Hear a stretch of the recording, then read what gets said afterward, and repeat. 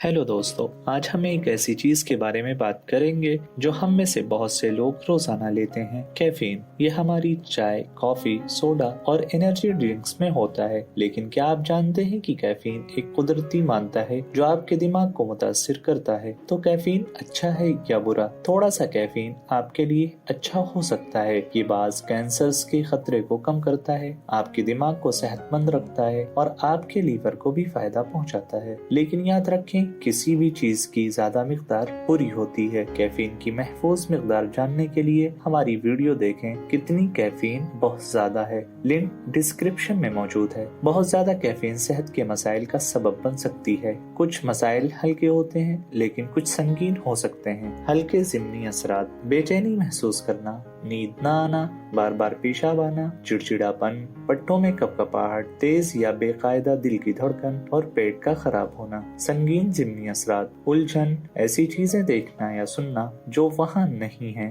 यानी फ्रेब, दौरे, दिल के मसाइल और पट्टों को नुकसान। अगर आप अचानक कैफीन छोड़ना चाहते हैं तो आपको वापसी की अलामात जैसे सर दर्द, थकावट महसूस करना और तवज्जो मरकूज करने में परेशानी का सामना करना पड़ सकता है। ये अलामात आमतौर पर 1-2 दिन के बाद उरूज पर होती हैं और 1 हफ्ते तक रह सकती हैं। इन मसाइल से बचने के लिए कैफीन को अचानक छोड़ने के बजाय आहिस्ता आहिस्ता कम करना बेहतर है। अगर आपको ये वीडियो कारआमद लगी तो लाइक, शेयर और सब्सक्राइब करना ना भूलें ताकि आपको मजीद हेल्थ टिप्स मिलती रहें।